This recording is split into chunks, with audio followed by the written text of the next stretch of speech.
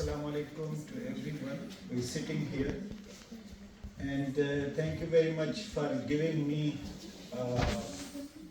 some time on this particular occasion regarding the Kashmir Day. Well, as a professional archaeologist, and what I'm dealing, that is with the history, and the history with investigation, scientific investigation, and we are digging and collecting artifacts, evidences to build the historical narrative. As far as working in the, as a acting director in the Area Study Center, and as a Pakistani, and having a lot of love with the Kashmiri brothers, so everyone here in Pakistan, he or she must know the history of the Kashmir, their self-determination, their struggle, because this is a burning issue, and this is one of the bone of contentions between the two neighboring countries, because a lot of violations have been made since the partition time happened in 1947, and since then a lot of killing, harassment and different violations have been occurred over the years. And it is quite clear, and we all are aware regarding the prevailing issues inside the Kashmir Valley. So as a Pakistani, we have a lot of affiliation with the Kashmiri youth struggle, and it is in the forefront to everybody, and no one can neglect from the sources, from those invasions by the, I would say, the militancy of the Indian, who have destroyed, who have defaced the cultural beauty of Kashmir, particularly the innocent people over the years have been killed, they have been put in jail, and many preventions have been made, so who are living in their own homeland are seems to be perfect stranger.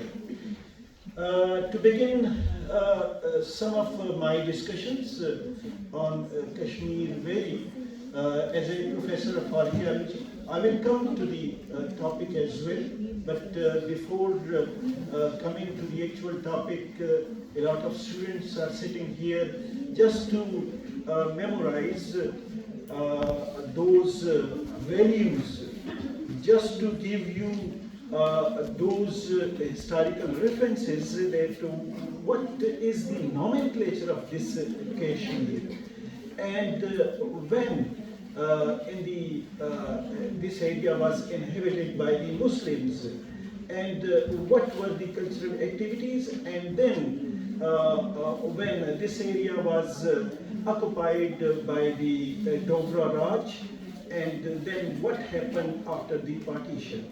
So I just want to say that the word Kashmir, there are different traditions, myth, fairy tales, which have been summarized by various scholars. In this regard, one of the traditions, it says that one of the Hindu god, whose son was Kashyap, and this Kashyap, from there onward, it became known as Kashmir. In this process, one of the Sanskrit dictionary that is defining that this Kash means channel or water, whereas this Mir means a piece of land. So a piece of land having water. In some cases, one of the other dictionary of Sanskrit is mentioning that this Kush or Kash or Kas mean the water area, and Mir means mountain. Since this area is located on a high altitude, mostly the snowing peaks are there, and when the melting season is starting, so the water melting, rushing to the lake, joining that, and because of it, it has taken its name Kashmir. One of the Muslim tradition that in the once Hazrat Sulaiman alayhi salam, he visited this area and he found that the area was covered by the water. There was a huge lake. So one of the person whose name was Kush or Kash, he was a jinn, and he was asked to dry the land.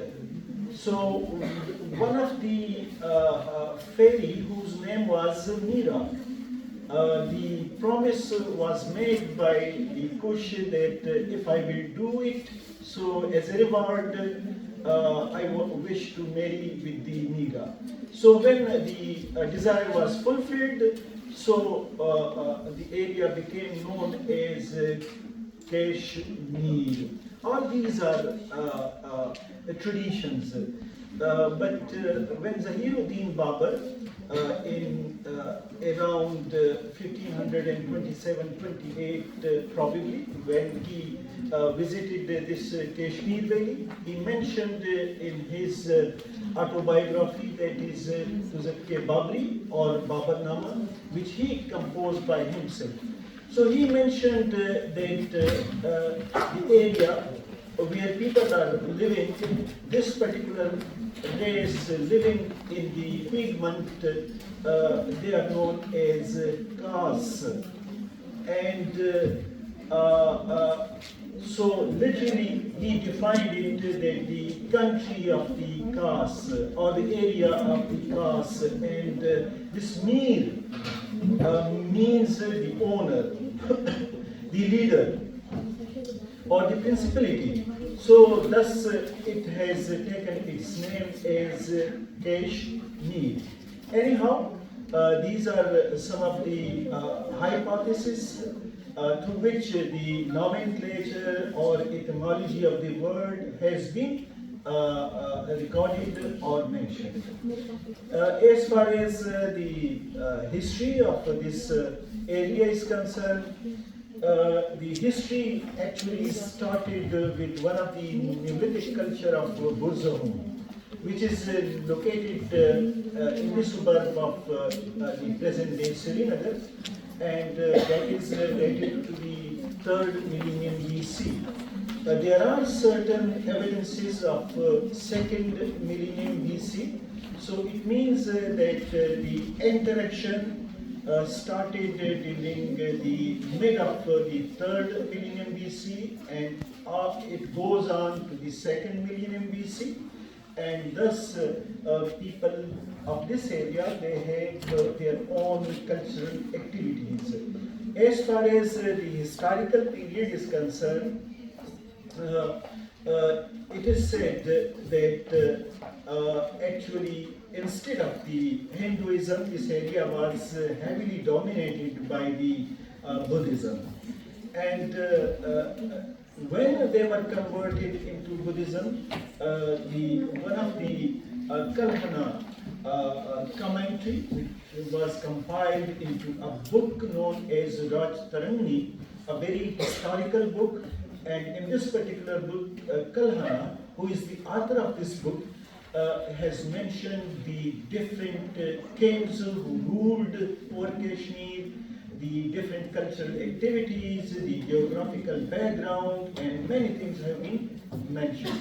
So he specifically mentioned one of the third Buddhist council which was held here in the time of King Ashoka of Mauryan dynasty, who visited this area during his domain, that is from 267 BC until his demise, which happened in 232 BC. So somewhere during his domain, might be in 250 BC, roundabout, he visited Kashmir Valley, and here he summoned the third Buddhist council, and in which the propagation of Buddhism, the various principles, and how to support the Buddhist prohets, which means the chief monk, the bhikshus, the monks, how to support them and how to propagate Buddhism. During this particular phase, some of the Buddhist scholars who were in fact very great teachers as well, one of them was Muchatika, who was sent to the area now Peshawar is located. And this was hub of the Gandharan civilization. So Muchatika was sent over here, and he started preaching propagation of this Buddhism. And Buddhism from Kashmir Valley was spread towards the Indian territories, towards Tibet, because that is located quite near to the Kashmir Valley, in the Ladakh Valley, towards China, and towards the Gandharan territories. Because Buddhism reached to Gandhara in the time of King Ashoka, because this entire Gandhara and where we people are sitting, even up to Kabul, up to Swat, this entire territories were under his domain, and his capital city was at Brahmaputra. Later on, the Buddhism institutions were set up there and were considered some of the finest universities in the whole of South Asia, where Sanskrit was being taught over there, and many other subjects, philosophy, mathematics, and many other important subjects were being taught over there. The fourth council of Buddhism was summoned by one of the great kings of the Kushana dynasty, and he was Kanishka I, around probably from 119 or 120 or 122. He ruled until 146 of the Christian era. During his domain, he has been to Kashmir, where he summoned the fourth council of Buddhism, and new rules regulation were set up, because the Hinayana school of Buddhism was replaced by a new school of thought that is considered as Mahayana school of thought. In Hinayana school of thought, just to explain this particular thing before the students who are sitting here, in Hinayana sect, the figure of Buddha was not being sculpted. Only his symbols were being worshipped. But in Mahayana school of sect or thought, the sculpture of Buddha was for the first time sculpted, and that was being worshipped. As far as the matter of first sculpture is concerned, that was sculpted in the Odhyana school of Buddhist school, that means sword. And from there, this Mahayana was spreaded in the whole of South Asia. Coming to the time of Kanishka, later on, this Buddhism goes on, and until the time of the 7th century, and then one of the Hindu family or dynasty, the Lohara or Lohar dynasty, they came into being, and it was under the rule of Lalita Sena, who constructed one of the largest sun temple on the soil of Kashmir. That is Matan Temple, dated to 762 of the Christian era. This largely populated temple, which was constructed, has the traditional architecture of Kashmir, which is clearly in picturing us. And this cultural activities spread from here to the Indian territories as well to the present-day Pakistan.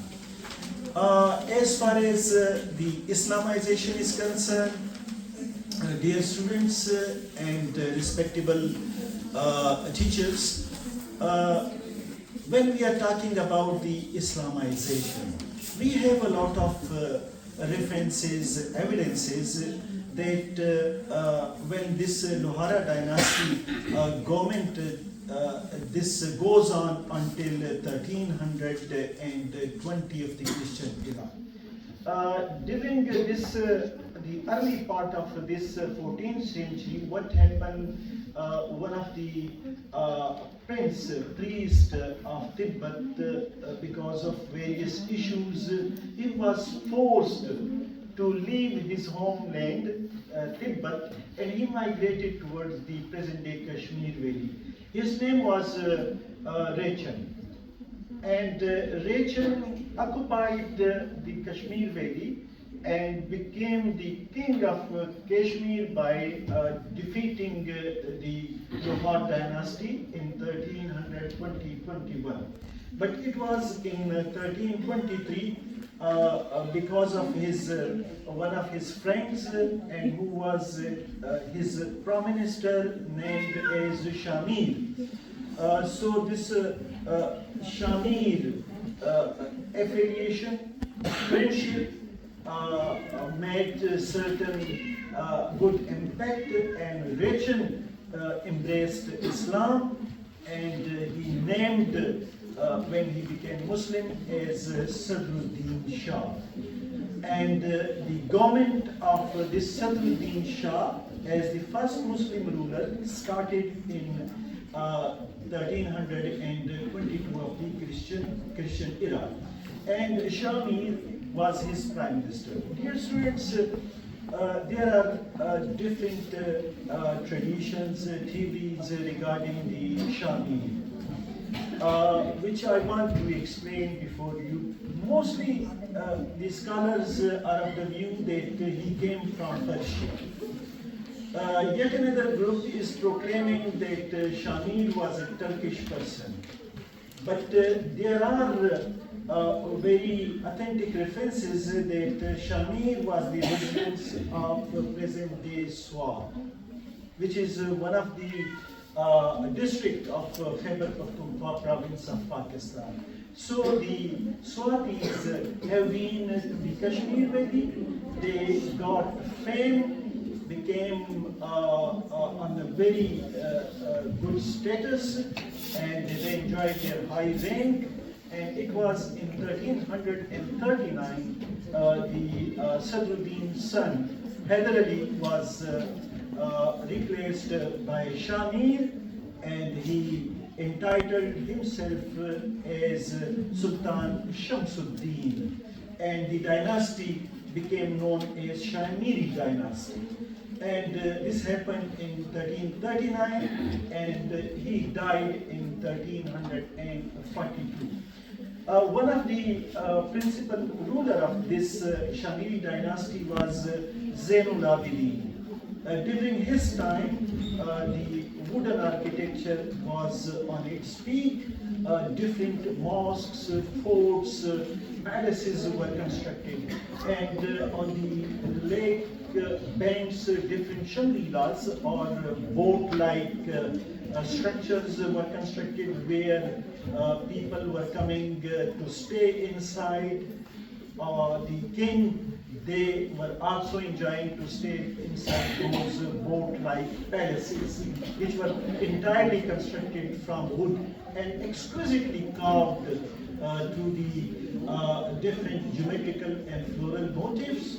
and to the low relief, high relief carving as well, engravings were also conducted.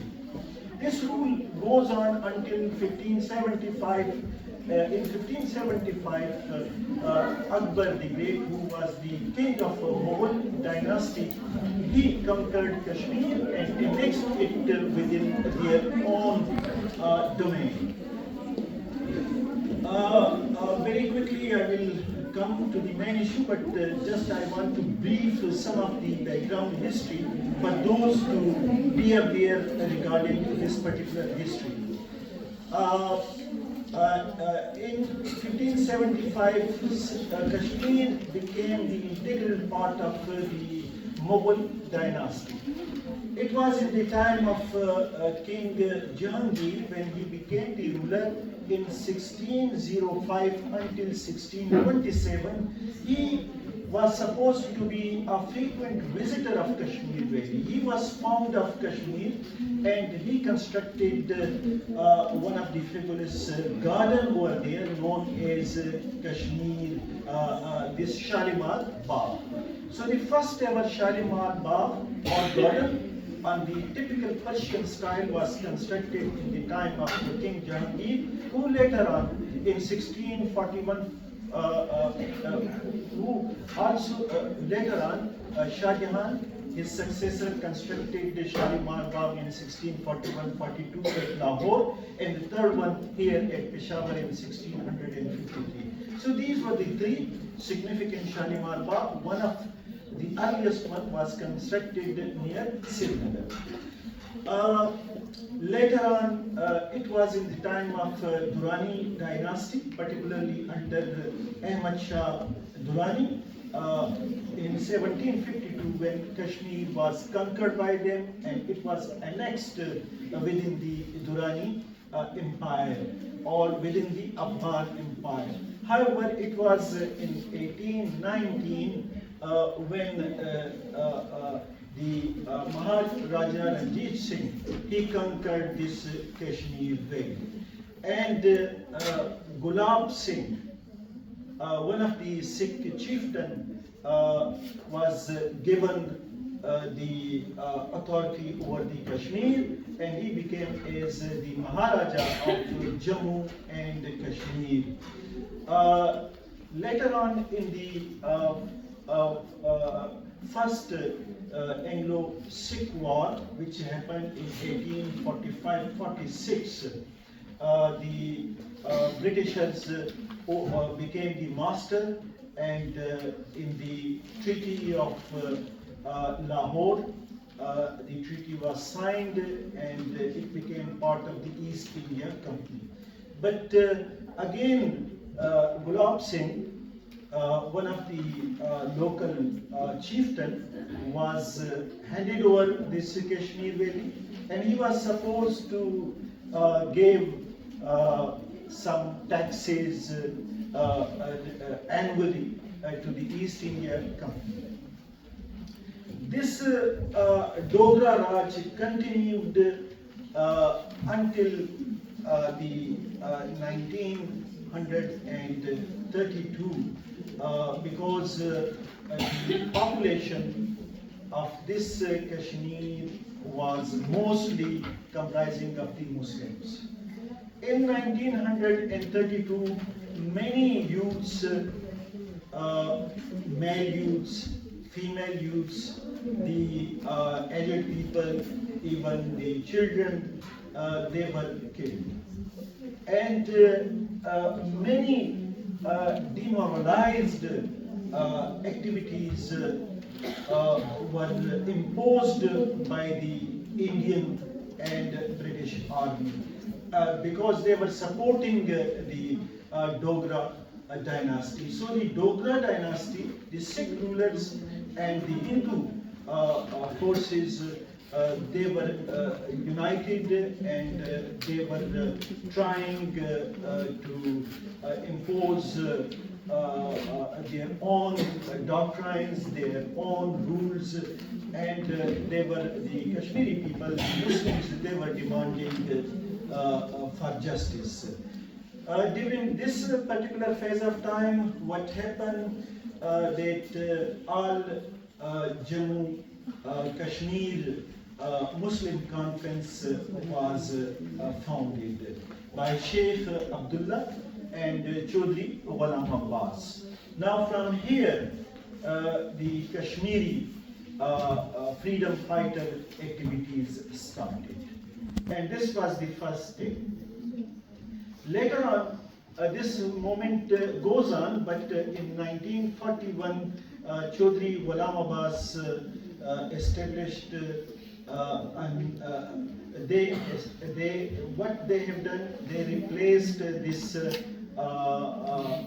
the all Jammu Kashmir Muslim Conference into National Conference, Kashmir National Conference. But this happened in 1941. But in the same year, what happened?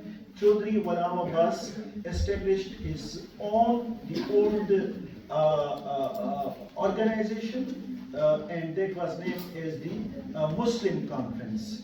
So he started heading this Muslim Conference, and what he has done, he merged, he has some affiliation with the Muslim League, the All India Muslim League, and trying to seek the support and help of Quaid-e-Azam Muhammad Ali Jinnah.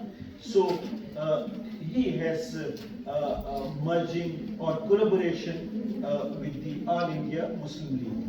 In 1994, what happened? Quaid-e-Azam Muhammad Ali Jinnah visited Kashmir to show his solidarity with the Kashmiri people and to become the voice of Kashmiris. So thereafter, at many platforms, he discussed the issues of Kashmir. To tell you that in 1941, the entire census which were being made, 77% of the total population, they were Muslims, of the entire population. It was 1947 when on the 14th August, Pakistan became independent and India became independent on the 15th August. But what happened, the Dogra Raj, instead of handing over Kashmir, because of the majority of the population who were Muslim, he gave it in the hand of the Indians. Because the Britishers, when they announce, when they declare the independence, so what they communicated that those areas where the majority will be living, so they have been given the due right to vote for their desire. If a state wants to become part of Pakistan, so they have their own due rights. So in Kashmir, the number of population was 77% of Muslims. So they have not been given their due right. उनकी वो जो क्या कहते हैं हक था, उससे उनको महरूम किया गया, उनको उनके हक का एहतराम नहीं किया गया और वायलेशन की गई और उनको बाय फोर्स जो है वो इंडिया के साथ शामिल करना पड़ा।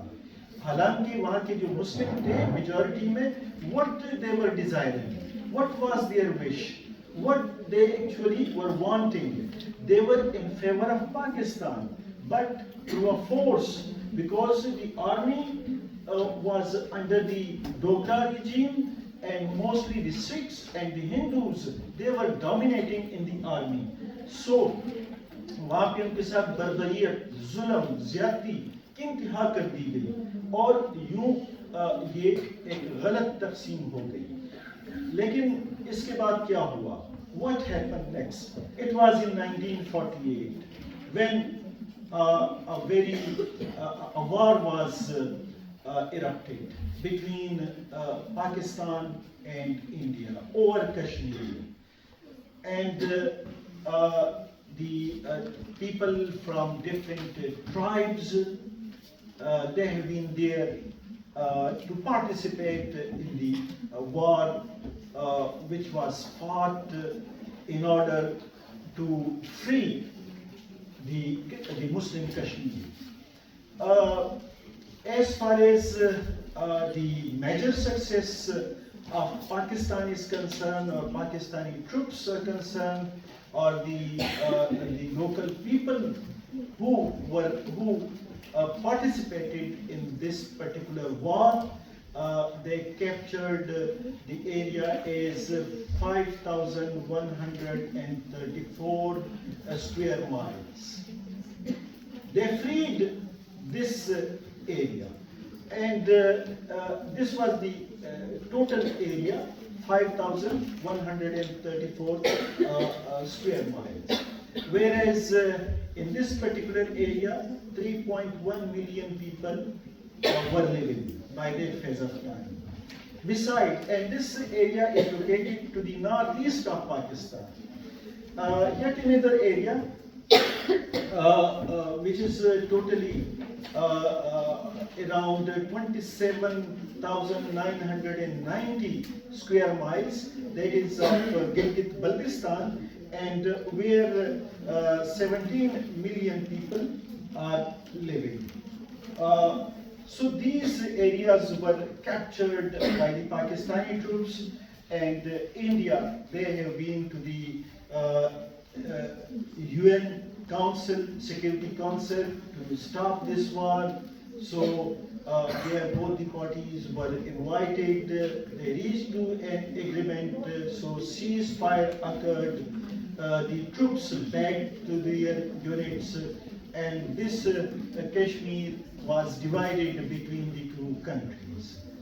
It was in 1949, once again, for their self-determination of the held Kashmir by India, or Indian occupied Kashmir, because genocide took place, many people were killed, but in the UN up to this day, 58 different resolutions have been passed. But because of the American support with the India and some of the elite countries who supported India, Pakistan fought to the greater extent, and Pakistan ambassador in the UN, the Pakistani foreign minister, prime minister, president, everybody is seeking the opportunity to tell the people regarding the miserable life of the Kashmiri people who are passing through the turmoil, and many NGOs, they have been invited, many journalists have been invited, they have given some visit to the area. One of the author, Aruna Datti Roy, she has written a book, and in that book she talk about the जो जुल्म बर्बरियत है India ने कश्मीरी लोगों का जीना दोबर किया है, उनके हुकूक को पामाल किया जा रहा है और उनकी नस्ल खुशी की जा रही है, उन तमाम बातों को Aruna दत्ती Roy, she is Indian, लेकिन इस जुल्म को देखते हुए उन्होंने इस सब कुछ को वो जो ट्रुथ है उसको फोरफ्रंट पे लाने की उन्होंने बड़ी कोशिश की। एक और इसमें जैसे मैंने आपको कहा कि the Kashmir Valley is divided into two countries, but the third country, that is the China, one that is of course one of the major parts which is occupied or held, or that is under the control of China, that is Aksai Chin. The Aksai chain area is covering around 86,000 square kilometers, such a huge area. And more than 2 million people are living there, and they have so many conflicts. In 1962, there was a war between India and China, and we have so many wars with India, and all of them are mostly on the Kashmir issue. In 1948, in 1965, in 1971, and again in 1999, the Kargil war. So 90% of these wars, one of the main reasons is the Kashmir. In 1987 Kashmir میں پھر ظلم کی انتہا کر دی گئی اور مختلف قسم کے قوانین جس کو آپ کالا قانون ہم کہیں گے اور کشمیریوں کو ان کا حق نہیں دیا گیا وہاں پہ کاروبار کے حوالے سے وہاں پہ جابس کے حوالے سے وہاں پہ عبادت کے حوالے سے یعنی مذہبی جو رسومات ہیں ان کو ادا کرنے کے حوالے سے ان کے اوپر بے شمار پابندیاں عائد کی گئی. In 1990 سے لے کے اور تقریباً کوئی 7 lakh Indian army regular army اور جو باقی ان کے جو پیراملیٹری آپریشنز ہیں وہ بھی ان کے ساتھ انکلوڈ کر کے آپ دیکھیں کہ آبادی جو ہے وہ کتنی ہے. ٹھیک ہے, ابھی دیٹ از 12 ملین اور اس کے اوپر آپ 7 لاکھ فوج, بلکہ یہ تو 7 لاکھ وہ خود کلیم کرتے ہیں. ٹھیک ہے, اور جو باقی ان کے جو ریٹائرڈ جو ان کے ملیشیا کے ٹروپس ہیں تو یہ کوئی ملا کے بھی کوئی 1 ملین سے اوپر چلے جاتے ہیں. اور پھر ان کے ساتھ ہیوی آرٹلری اور پھر کیننز اور جو ان کے پاس اکوپمنٹس ہیں ویپنز ہیں وہ اور کیمیکل ویپن کا استعمال اور گھروں میں گھس کے آپ جب چھاپے مارتے ہیں. ٹھیک ہے, یعنی یہ وہ انسانیت یعنی کے خلاف ایسی جدوجہد جو ہے وہ انڈیا کر رہی ہے کہ آپ یعنی وہ چار دیواری کے عزت کو بھی پامال کرتے ہیں اور آپ بغیر پرمیشن کے کسی کے گھر میں داخل ہو کے اور ان کو وہاں سے پکڑ کے آپ قید میں لے کے جاتے ہیں. پھر جتنا یعنی انسلٹنگ وہ جو پروسیس سے وہ گزرتے ہیں کہ بہنوں کے سامنے بھائیوں کو قتل کیا جاتا ہے, بیٹوں کے سامنے اس کی بیٹیوں کی بے حرمتی کی جاتی ہے, اور یہ سب چیزیں جو ہیں دیز آر آن ریکارڈ. اور یہ میں تو لفظ یہ نہیں استعمال کروں گا کہ very likely the naan Pakistanis have made the documentation, لیکن مجھے افسوس کے ساتھ کہ اگر ہم یہ بات کرتے ہیں تو انڈین یا انڈیا کی جو کیا کہتے ہیں ان کے جو سپورٹرز ہیں ان کے جو الائز ہیں وہ تو ہمیں بلیم کیجیے پاکستان والے غلط کہتے ہیں, لیکن fortunately the non-Pakistanis, the Europeans, the Asians and even the local Indian, as I mentioned, one of the name is Anura Datti Rai. She is one of the great authors and she very clearly described.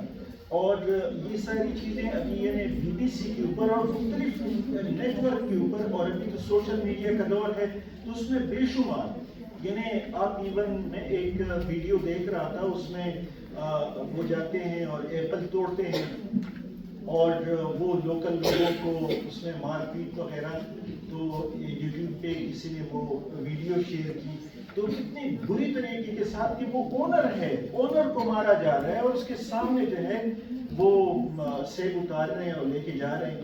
تو حالانکہ کیا India میں کوئی ایسا کر پائے گا؟ کیا پاکستان میں ایسا کوئی کر پائے گا؟ نہیں. لیکن آپ ان سے ان کا حق چھین رہے ہیں. अब ये हक उनको कौन दिलाएगा? बार बार जो यूनाइटेड सिक्योरिटी काउंसिल में जितनी भी करारदादें रिजोल्यूशन आई हैं, उन तमाम में इस बात का अहाता किया गया है कि इनकी मुसलमानों की मेजॉरिटी है, इनको ये हक दिया जाए कि ये किस तरफ, इंडिया की तरफ जाना चाहते हैं या पाकिस्तान की तरफ जाना चाहते हैं। Under the prevailing circumstances, you might be knowing that some old guns, जैसे अब्दुल गनी लोन साहब हैं, उनकी struggle from his youth days till this day, those are going on. और बुजुर्ग इंसान हैं, उनको काफ़ी दफ़ा कैद भी किया गया, जेलों में रहे। और then we have Yasin Malik, one of the great guns, one of the sons of Kashmir, who is fighting very bravely for their self-determination and to resolve this problem.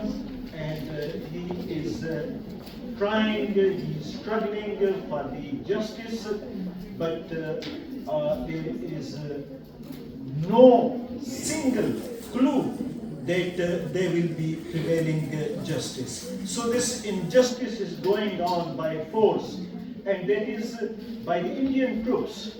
Whoever is going for agitation, so they are killing them, they are firing over them. If somebody is going for a very calm and quiet march, just to show their solidarity, so they are trying to target them. So all these things, यानी आप वहाँ पे कोई poster नहीं लगा सकते, आप जुम्मे की नमाज फ्रीली नहीं पढ़ सकते, आप ईद की नमाज पढ़ते हैं और आपके ऊपर गोलियों की बौछार की जाती है, यानी एक खुशी का दिन, और आपसे वो भी बर्दाश्त नहीं हो रहा। अभी जो गुज़श्ता तकरीबन लास्ट 1 डिकेड है, इसमें 2 और यूथ के नाम हमारे सामने आए। एक तो when Yasin Malik was given the death sentence on false narrative of the Indian Army and their journalists who again and again are showing their negative approach. Now the wife of Yasin Malik, Mishal Malik, she is in the front row, and she is demanding to have their separate country, and 60% they are trying, they have shown their desire to be part of this Pakistan. But the Indian negativity is at its peak, and even then they banned such activities who are going for their solidarity, who are going for speeches for their freedom. So all such activities are entirely banned. Now, what happened in 2016? One of the youth named as Burhan Wani was murdered through chemical weapons, through pellets, and it was then in 2019 that through the Public Safety Act 35A on 5th August 2019, the genocide once again started, and the people who are actual residents are being displaced, and the non-Kashmiris are invited. Now they can purchase a piece of land, they can construct house over there, they can start their business over there, and slowly and gradually what objectives behind this brutality is to impose the Hindu population over the Muslims. And with such demoralized steps which have been taken by the Indian troops, and the way they have built up the false narrative, this is a serious issue. And this is one of the major threats to the local Muslim community. And of course, if we as a Muslim, and if we as a human being, if we are not supporting the cause of Kashmir, تو یہ ہمارے لیے انتہائی افسوسناک ہوگا. ہم سب کو مل کے کشمیر کے کاز کو ہمیں پروموٹ کرنا ہے تاکہ ان کو آزادی ملے. آپ یہ کہ غلامی جو ہے یہ ایک بہت بڑی لعنت ہے. ہم پاکستان میں آزاد سانسیں لے رہے ہیں. وہ لوگ جو قید میں ہیں, میجورٹی ہوتے ہوئے جو قید میں ہیں, وہ اپنی مرضی سے اپنی نماز, اپنی شادی کی رسومات تک ادا نہیں کر سکتے, ٹھیک ہے, اور وہ اپنی نماز تک نہیں پڑھ سکتے مسجد میں جا کے جمعے کی نماز. وہ اپنے عیدین جو ہیں وہ پرفارم نہیں کر سکتے, ان کو ان کا وہ حق نہیں دیا جا رہا. تو یہ ساری باتیں اگر ہم اپنے سامنے رکھیں تو آپ یہ ذرا دیکھیں کہ جب کسی بہن کے سامنے اس کا جوان بھائی جو ہے اس کو قتل کیا جاتا ہے, یا جوان بھائیوں کو پکڑ کے ان کو قید کر کے اور ان کے سامنے ان کی بہنوں کی بےعزتی کی جاتی ہے, یا ایک باپ کے سامنے اس کی بیٹی کی بے حرمتی کی جاتی ہے, یا باپ اور ماں کے سامنے اس کے جوان بیٹوں کو قتل کیا جاتا ہے, تو میرے خیال میں جو ہے وہ ایک انسان کے ناطے سے وہ دل خون کے آنسو روئے گا.